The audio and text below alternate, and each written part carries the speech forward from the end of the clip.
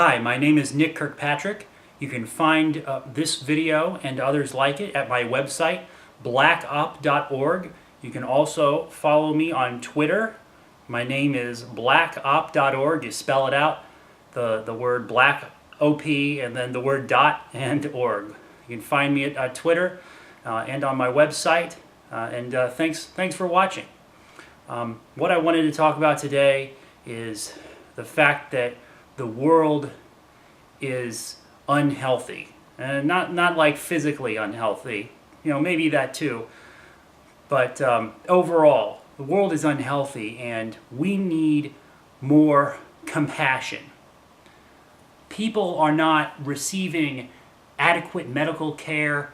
People's lifespans are being shortened by poverty. Brown people on the other side of the world, people you have no beef with, are being bombed to death and it being paid for with money taken out of your wages. Children all over the world are not receiving quality education, and people are dying of preventable causes all of the time. And you don't care. You don't care. We, the human race, do not have enough compassion. So, all right. What is this about? This is about multiple things, but in particular, I recently came to the realization of this. Something that hangs over my head every day is the fact that I may die from natural causes, that I'm going to die from something that would have been completely curable had there not been a violent monopoly controlling the supply of doctors. Not a monopoly group of individuals restricting the supply of medical professionals, of researchers, of really killing innovation and preventing people from getting the services they need. The government restricts medical research. The government threatens to throw doctors in prison for providing certain services, even when the customers have full knowledge and consent of what they're doing. The government threats to put people in prison if they say that something isn't a drug, can provide a cure. The government acts on behalf of big business on every aspect of the medical field. Not on your behalf, on big business. They make people wait for years and years for permission to receive new and experimental services. The government stops poor people from getting doctors who haven't jumped through all of the necessary hoops, who haven't been given permission to practice medicine. They knowingly and willingly restrict the flow of doctors like it's some kind of game. It's murder. It's murder. That's it.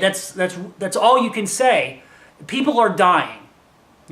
Not hypothetically, people literally are dying because there aren't enough doctors in the world.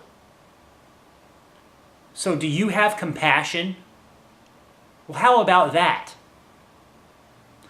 How about letting people smoke a plant that might save them from physical pain? Let them smoke a plant that might save their lives? No! We, the people, allow other people, allow our flesh and blood, fellow human beings, we allow them to be locked up because they use cannabis. How about letting people use new and experimental drugs that could save their lives? No! The men and women calling themselves the state want to stop you from getting life-saving drugs. They'll make you wait for 15 years or however long they want to get the latest drugs, or put you in prison for trying to buy or sell them. I hear people say all the time, well, I'd do anything for my kids. And it's almost never true. People are generally willing to do anything for their kids materially, but otherwise not so much. How about taking out the barriers, stopping your kids from getting good medical care? How about not outsourcing your children's education to strangers? How about not giving your children education that serves them first?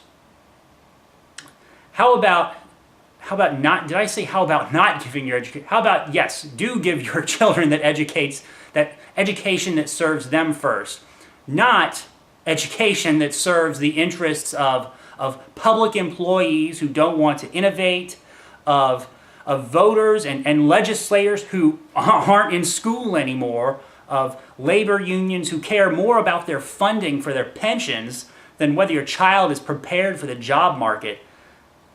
And people who don't care about your children's interest first. If you care about your children, why do you put your children in a building for 7 hours a day, 5 days a week, and call that education? And then, look down upon all other forms of education. How about not lying to your kids about condoms and therefore causing all kinds of accidental pregnancies and the enormous societal consequences that arrive out of that? How about the intergenerational theft that the older people have subjected the younger people to? How about not doing that? If you really truly loved your children, you would be willing to take on the public labor unions, the banks, the big businesses, the military-industrial complex, and all of the other forces that are actively and knowingly working to drive up the government's debt and put your children into bondage. How about giving your children a safe world to live in? How many people out there that are advocating for laws to restrict guns, how many of them are engaged in activities that reduce gun crime? How many of them have committed their lives to not raising children who want to commit gun crimes? If people cared about these things, what are they personally doing in their own lives to mitigate the problem, rather than push it onto the government so they can be lazy and just go on with their day? Just post a picture on Facebook saying, "End gun violence. I support House of Representatives Bill number whatever," and then forget about it. Get rid of gun crime by reduce the gun crimes by not raising kids who want to commit crime. Get rid of the crime. Get rid of all of that stuff by not raising kids who want to be criminals. Ain't nobody got time for that. More gun legislation. How about caring about human life? Even if those human lives live on the other side of an imaginary line from you. How about not enabling a group of people to use stolen money to buy bombs and bullets to kill people who have never attacked the United States? I was just heard about an NBC reporter doing a news story about some children who died from heat exhaustion. And the parents left their kids in the car, in parking lots, and they died from that. And it's very sad. Every death is a tragedy. But what it turned out, after a little poking around, the reporter admitted that there had only been 19 children that they knew about that had died from heat exhaustion. Whereas, how many people are being killed by bombs? What about the 250 children estimated, we don't even know, the estimated 250 deaths of children as a result of flying robots with bombs that Barack Obama and George Bush have been using to fly over places like Libya and Afghanistan and Yemen and Pakistan, Somalia, etc. 250 people. That's more than 19. Every death is a tragedy, but if you really cared about human life, then how about the deaths of those children, the people that are being killed by the state? Do you care about people dying? Do you care regardless of cause, or is is compassion for with regards to stopping people from dying? Is it really just about not being controversial and not being willing to take on the military-industrial complex, not being willing to take on the war machine? Is it just about feeling good about yourself? How about not putting up laws, license laws, taxes, professional licenses, food licenses, all kinds of restrictions? How about not putting up barriers to people seeking employment or starting their own business? No. We just go look at the lower class and we just hand them a paycheck. We just give them some money through the government entitlement programs, and just get to pretend that we care. Just dump it on to the state instead of actually doing something. How about not locking up people who want to give food to homeless people? How about letting people purchase health care across state borders? Who the hell does that benefit? How about letting people choose what kind of insurance they want to buy for the kinds of purposes that they want? How about not putting up all kinds of absurd barriers to preventing poor people from affording the health care they want? How about not jacking up the prices of health care with all kinds of silly restrictions about who can be a doctor?